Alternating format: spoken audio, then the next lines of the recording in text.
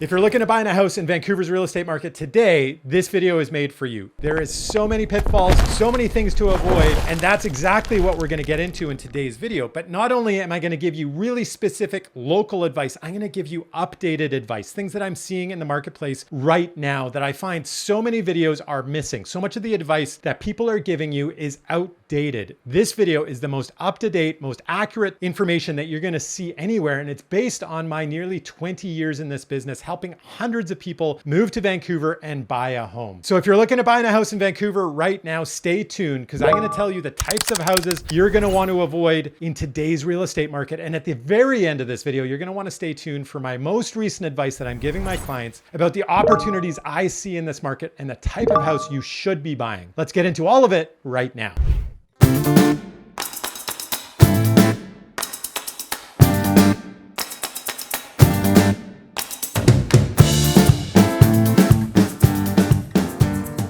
I'm Sebastian Albrecht with Living in Vancouver, BC team, and welcome back to the channel. This channel is all about moving to and living in Vancouver. And if you're interested in that, well, you're in the right place, and thank you for joining me. In today's video, I'm going to talk to you about the types of houses you want to avoid buying in the real estate market right now. And without further ado, let's get into what I think might be the most important thing that you should be avoiding in today's real estate market. Before we dig too much deeper here, I want to get on the same page as you. And number one, I just want to make sure that we understand we're talking about vast generalizations. Everybody's situation is going to be different. In general, these are all situations that I would advise people to avoid, but there may be circumstances that buying a property like one of the ones I'm suggesting you should avoid makes sense for your particular circumstances. And that's something that we can only figure out when we're discussing it one-on-one. But for now, let's get into the number one thing that I think you should be avoiding. And this is a big one. This is something that has changed in recent years considerably, something we weren't thinking about until very, very recently. And here's the biggest thing I think you should be avoiding in today's marketplace. So not that long ago, if you were a house in the middle of a block and you were perhaps buying a nicer house or a newer house and you were surrounded by older houses on either side, that might not be viewed as a negative. That would actually be potentially viewed as a positive because down the road in a couple of years, those old houses would get sold and somebody would buy them and then replace them with brand new luxurious houses. And those new houses would help bring up the value of the house that you now own. And we're not really thinking about how it can play out over the years. And what I'm seeing, I think now, is that that particular situation isn't necessarily the best case scenario because what is now changed is that we're allowed to build much higher density. There is now multiplex zoning allowed in Vancouver, which allows for going from a 60 to 70% coverage of the lot to a full 100% coverage of the lot. So on a typical 4,000 square foot lot, you're now able to build a 4,000 square foot home, but it's not just one home. It can be anywhere from 3 up to 6 homes or 8 homes, depending on how big that lot is. And so that is similar to what has been built today. We do in Vancouver, when a new house is being built, we often see them being built as 3 separate living quarters. You have the main living quarters in the main house for the family that owns it. Then you have a basement suite, and then you often also have a laneway suite. But these 3 separate living areas are on one title. You cannot sell them separately. What has changed is that we're now allowing people to build at a higher density and able to split off, stratify those separate units. So you can build 3 units on one lot, which has a much higher density. And then because of this higher density, there's a greater lot coverage. These homes are being built higher. They're being built further out into the back of the lot, into the front of the lot, to the side of the lot. And as a result, if you are the house between 2 older homes, you are one day going to be surrounded more than likely by these monstrosities on either side of you. And those monstrosities are going to impact the sense of community that you have, how beautiful your home might feel and how private your home might feel. And that is something that I'm starting to notice around Vancouver as more and more of these multiplexes are starting to get built. And granted, we're still in the early stages of this, but I see this as being a bigger and bigger issue in coming years. And so what I would be looking for, rather than a nice house surrounded by older homes, I'd perhaps be looking for an older home or a decent home or even a newer home that's surrounded by, in the middle of the block, newer homes, or perhaps a corner lot where where you only have the risk of a multiplex being built on one side and not on both sides. So those are things I think people should be thinking about. And perhaps that is something that I would advise people to avoid.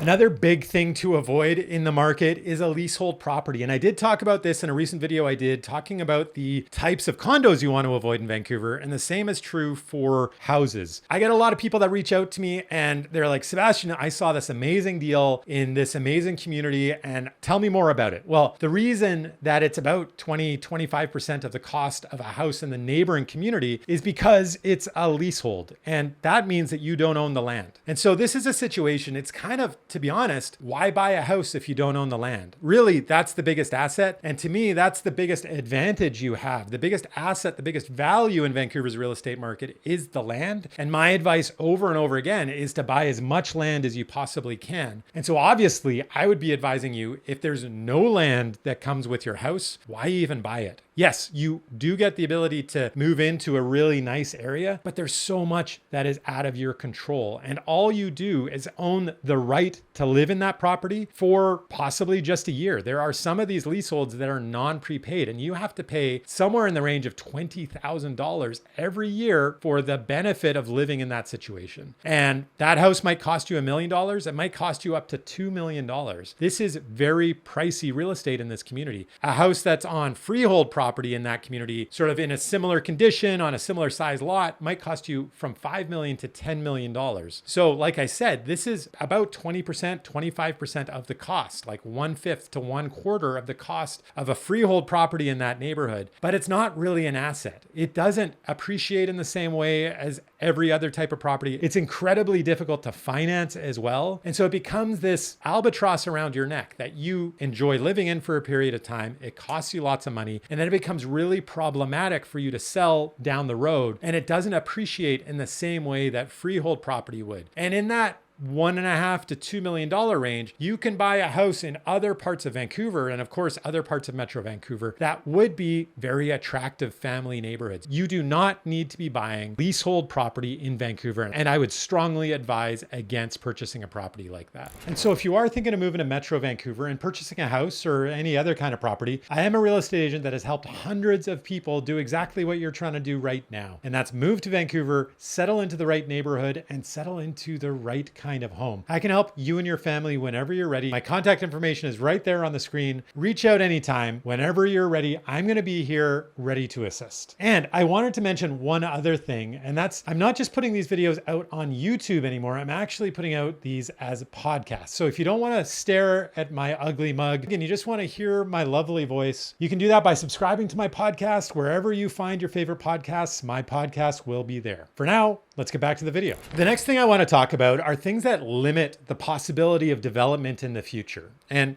number one, I want to talk about odd shaped lots. In the city of Vancouver, most of our lots are rectangular shaped. They're usually 33 feet wide by about 120 feet deep. And if you get these pie-shaped wedges of property, these can be really, really difficult to resell down the road. And they can be also really problematic to develop because there's setbacks. There has to be a certain amount of the rear yard that is clear of structure. There has to be a certain amount of the front yard, and there has to be a certain amount of the side yard. So what you can build on these properties becomes really, really problematic. And the resulting homes can have odd layouts, odd floor plans, and have a diminishing appeal. They can also end up being more expensive to build on. And what is easiest to build on are the most basic lots that are rectangular in shape, that are generally flat. You also don't typically want a lot that has a steep slope to it in Vancouver. These are all things you want to generally avoid. And of course, you may not want to be developing on this property. You may be buying a newer house today, but if you hold on to that house for 50 years, or even if it's just 10 years from now and it's an older home, the person who's buying it from you may be looking at it as a potential redevelopment site. And if you're not buying a piece of land that can be redeveloped or that costs more money to be redeveloped, these are all things that can impact your ability to resell and can impact the increase in value that you're going to see over time. So aside from odd shaped lots, the other thing that I'd be thinking about is whether or not this property has a back lane. And this again is something that has changed in recent years, where the back lane has become more important because of the possibility of building a laneway house. And a laneway house is another word for that in other markets is an ADU, an additional dwelling unit. It's basically a home that is built at the back of the house in the area where the garage usually would be. And so we typically require parking of some sort in the mix. These days it needs to be a carport, but there can be a 1-bedroom or a 2-bedroom home that's built at the back of the lot. But you're only allowed to build those if you actually have a laneway connected at the back of the home. There's also a number of other requirements, including the width of the lot. That's one of the other big requirements, that if it's less than a 33-foot wide lot, it's more than likely you're not going to be able to build a laneway. But whether it's an odd shaped lot or whether or not it's on a laneway, these are things that make building on the lot or your ability of what you can build on the lot more restrictive. And so I would have an eye on what it might be like to develop that lot in the future, and very specifically stay away from odd shaped lots and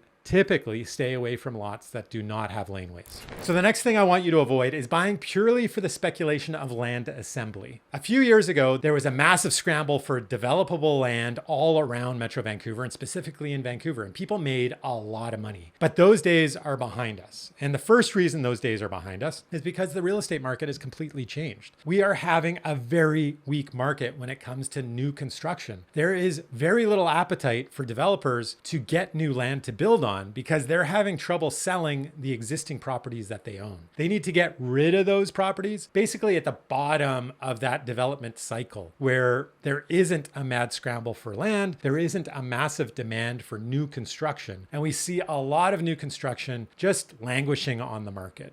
And so as a result, we also see the land that has the potential to build on languishing on the market because developers don't want it. They aren't willing to pay top dollar for it. And I don't see this changing in the next year, 2 years, maybe even 5 years. So if you are thinking of the investment potential for property, I really advise you against buying very specifically for land assembly. The other thing that has changed in recent years is a lot more land has become available for land assembly. And this is something that was not true just a few years ago, but the provincial government basically stepped in and said to all of the local governments throughout Metro Vancouver, you guys need to build more density, and we're going to tell you exactly where that can happen. There's going to be no more speculation. And basically overnight, we suddenly saw the amount of land that could have really high density developments on them skyrocket. And there was suddenly no need to scramble for that land. Yeah, some of the most desired pockets of that land became more valuable overnight, but a lot of it didn't become significantly more valuable just because you could suddenly build more density, because nobody needed it. Nobody needed to buy it. There was just so much of it available when the government said basically around the SkyTrain stations, you can build 20 stories plus. And, around those SkyTrain stations, sort of a ring of higher density is now allowed around all SkyTrain stations. But there is no mad scramble for that land. Now, this isn't to say one day that land will be valuable again, but our market has to change. There has to be an appetite for new construction. Investors have to come back into our market, and there has to be more of a run on land. And I think developers have that appetite once again. And part of that equation is also they need cheaper money. They need to get access to funds to purchase that land more easily. Today's market, what you're going to find is that land that has the potential for land assembly is actually not significantly more money than the house a couple blocks away that has zero potential for land assembly. So you could make the argument that perhaps right now, if you are a patient investor and you have a really long-term view, then this is an opportunity for you. I can think of a couple homes not that far away from me that were asking over $3 million not that long ago, that their asking price is about half of that now because they're not trying to sell to a developer. The owner of that home just needs to get out. And so they're selling it basically for what the land is worth as a single family home. But 10, 20 years from now, when the market is in a completely different place, there will be a scramble for that land, and that land will be much more valuable. So yes, if you have an incredibly long-term point of view, perspective on it, sure, you could make out pretty well with that. But in the meantime, you're going to be living in an area that's perhaps not particularly desirable. You're going to be around around a lot of houses that are a little bit dilapidated. There's going to be a lot of rentals in those communities. There's a lot of reasons that somebody who wants a nice family home where that's not really going to make sense for you. So the long and short of it is I would generally advise against focusing on purchasing just for land assembly potential. The next thing I would avoid purchasing in today's market are renovation projects. There was a time where an old house with good bones would be one of the hottest things in the market. Maybe 10, 15 years ago, everybody was scrambling for those houses because all of us were watching HGTV and they were really good at making it look kind of fun, kind of sexy. And there seemed to be a lot of money involved if you could renovate a house like that and bring it back onto the market and resell it. Now, there's a few reasons why that's not really something that's possible in today's market. Number one is just how quickly the cost of everything has gone up. I would say just before COVID, you could renovate a regular house in Vancouver for somewhere in the range of $100,000 to $200,000. And that house would be worth a lot more. It would make that house go from a pretty much original condition house to a pretty modern house that somebody was willing to pay a premium for. In today's market, what I'm finding is the cost of that same renovation, nothing over the top, just a basic renovation of taking an older house and making it a much more modern house is going to cost you somewhere in the range of $500,000 to $600,000, just sort of to begin with. And so that's a lot of money and something that a lot of people are starting to realize that you don't want to get into that mess. You don't want to jump through all those hoops and then also have all of those expenses. The other reason that these types of houses are typically houses that people are avoiding today is because of the speculation tax. And the provincial government, in its attempt to slow our market down, implemented something that they're calling the speculation tax, where you have to pay any profits that you earn on reselling a property within a year of purchasing it. You have to pay up to 20% of those profits to the provincial government. And then between 1 year and 2 years, you pay a reduced amount. It's a sliding scale so that by the end of the 2-year period, you're not paying any taxes. But for most people that are buying houses as a renovation project, as a flip, they're typically wanting to sell somewhere within, like ideally within a year, but somewhere within a year to 2 years. That's generally the exit plan for people that are purchasing houses to flip. And so this is increasingly making an older house that requires a lot of work a less valuable commodity. It's something that fewer and fewer people are willing to tackle. So it's that incredible cost, that amount of inflation, and it's also that new tax that has been brought in. These are reasons that I would typically avoid purchasing one of those renovation projects. That is, unless you happen to intend on living in that property for a long period of time and you happen to be the person who can actually do the work. So if you're a skilled tradesman, well, this type of home could be a really good opportunity in today's market. I just want to point out that because developable land doesn't really have a market right now, and because houses that need a lot of renovation aren't the most appealing, the houses that are more appealing right now are the turnkey houses, the houses that don't really need any work and that have been really well maintained and ideally updated, or newer houses. All of those types of houses actually have fairly strong demand in today's marketplace. So most of what I just talked about are sort of the updated things that you really need to keep an eye out on and the things that you want to avoid in today's market when you're looking at buying a house. But I also want to talk about some of the ongoing issues in Vancouver's marketplace that have been an issue for a long time and continue to be an issue. And I did a video not that long ago specifically on things you want to avoid when buying a house. And a lot of those things are covered in that video, but I'm going to link it right there so you can go back to that video. You can get into more detail about the things that I'm just going to mention relatively quickly right now. And number one, I just want to mention poly B plumbing. And that is something that was used at a very specific period of time. It's a type of plumbing that basically just doesn't withstand the test of time. It wears out incredibly quickly and it can become an enormous liability. And many insurance companies don't even insure buildings or structures, houses that have poly B plumbing. So this could be a really costly mistake if you buy a house with poly B plumbing. You want to avoid those homes or understand that you're purchasing a home that has poly B. The way that you find that out is have an inspection. Your professional inspector is going to let you know what kind of plumbing is installed, and then you can decide whether or not you move forward with the purchase or not, if it makes financial sense. The second thing I want you to be aware of is oil tanks. That is perhaps the biggest local issue in buying houses in Metro Vancouver. The thing is, we used to heat houses with oil oil, and it was in the 1960s where we converted from oil, heating oil, into natural gas. The thing was that they left these oil tanks a lot of the time. They decommissioned them, but they left them on the property, and they are now an environmental hazard. And there's a requirement that if you're aware that there's an oil tank on the property, you have to pay for its removal. Paying for removal isn't necessarily a big deal. It might cost you $5,000 to $10,000. That's not, in the grand scheme of things, the most expensive thing. But the key component that you need to understand is you are required by law to clean up any oil that may have been spilled. And now 50, 60 years later, a lot of these oil tanks that are sitting on these properties have rusted out, and there was oil in them, and they've leaked to other properties. So when you have those oil tanks removed, they test the soil, they see where the oil has gone, and you have to pay for all of the soil to be removed and for all of that soil to be remediated. And that bill can be anywhere from somewhere around $30,000, $40,000, $50,000 if you're lucky. My mother was in this case when she sold her house. Thankfully, it didn't go under the neighbor. It went over to the neighbor's yard, but it didn't go under their foundation. But if it's found to have gone under the foundation, well, you have to pay for that house to be lifted up. You have to pay for the soil to be dug out. And more than likely, you have to pay for the reconstruction of the foundation of that house. And I have heard horror stories of the bill for this kind of remediation to be close to $1 million.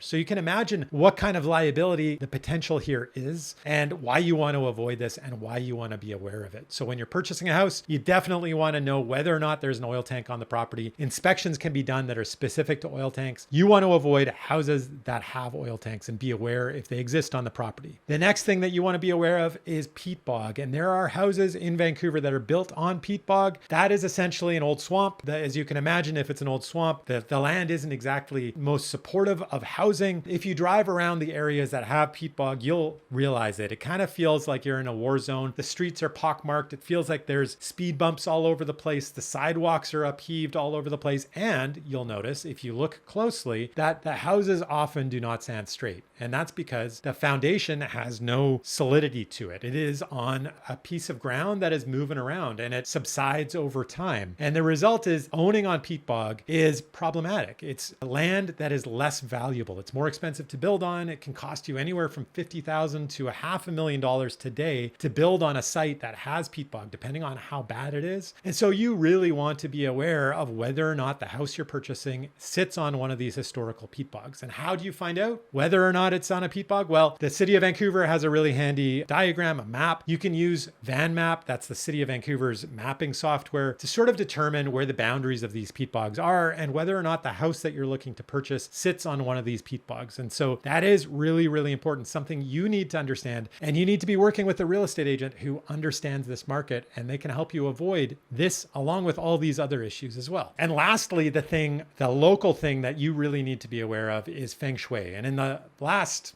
really the last 100 years of Vancouver's real estate, a lot of our market is tied to Asia. We have a significant Asian population, a significant Chinese population, and feng shui is a particular set of beliefs about the ideal setting of a space. And so if you aren't paying attention to feng shui, and if you don't at least have a very basic understanding of feng shui, you might be purchasing a house that you can't sell down the road because you're cutting out a significant portion of the market. And so as an example, some of these things would be a tree that is directly in front of the exterior of the house, not letting bad spirits out, or the front door and the back door being directly aligned so that good spirits don't get trapped in the house. They exit directly. They come in through the front and exit out the back. Another big one would be sitting at a T-junction, or also having a 4 in your address. Now, I personally have a 4 in my address. I have a couple of 4s in my address, but there was a time where a lot of people were changing their street addresses because this was so much of a concern. And not only were they getting rid of 4s, but they were trying to add 8s. Now, this is less of a practice today, but all of these things, whether it is oil tanks or peat bogs or poly B plumbing or feng shui, these are all things that are very specific to our market that you need to be aware of when purchasing in Vancouver. And you may want to avoid houses that have issues with these. And you definitely need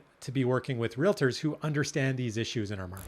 Okay, so at the beginning of this video, I promised you not just to talk about all all the negative things to avoid, but actually to talk about what you should be focused on. And as I said at the beginning of this video, right now, sort of in the fall of 2025, we are in a relatively weak market in Vancouver, and specifically a weak market, in different segments. It's weaker than others. Very weak in the luxury market, incredibly weak in the new construction market, but houses are also generally a weaker market. And in this kind of market, what you do not want to do is purchase a house that has any kind of stigma. You don't need to make any kind of compromises when you're purchasing in a relatively weak market, which we would also call a buyer's market. As a buyer, you are in control. You have opportunity to search out a house that better suits your needs. You don't, as I said, need to be making a compromise. So what you should be focused on is purchasing a house where you're not making compromises. So look for a house on a quiet residential street. Look for a house that is in a good community. Look for a house that is in a neighborhood that is desirable, that people identify as a desirable neighborhood that other people also want to be in. And so more and more, I'm seeing those types of neighborhoods, those types of homes are the homes that are actually performing really well right now. As it looks like everything else is falling apart around them, the homes that are in these kind of markets are actually holding up really, really well. They're either at or very close to their all-time peak pricing right now. And so, yeah, it might feel that you're not getting an amazing deal, but honestly, this is the opportunity to purchase those homes. And furthermore, I forgot to mention, the other thing is you want to be buying houses that actually have broad appeal. And that's not just the location of the house, that's also the type of house it is. And typically, who is going to be buying houses in Vancouver? It's typically families, and it's growing families. And those families will typically want 3 bedrooms on one floor, at least 3 bedrooms. 4 bedrooms would be even better, but if 1 bedroom is above those other 3, that's okay. But you want 3 bedrooms on one floor. And ideally in the basement, you want some sort of income producing property. You would like a suite or the potential to have a suite. So houses that have really low basements, those aren't terribly ideal because it costs a lot of money to lift those up and get a suite into it. But if it's an 8-foot, 9-foot, 10-foot ceiling in the basement and there's no suite, well, that's okay. That gives you the option to add a suite down the road. But if there is a suite in it and that suite is producing good income today and it has a good tenant, that is a desirable type of property. And also, if you have a laneway, that can also be something that becomes more desirable because there's an increasing amount of income that is being produced by that house that helps a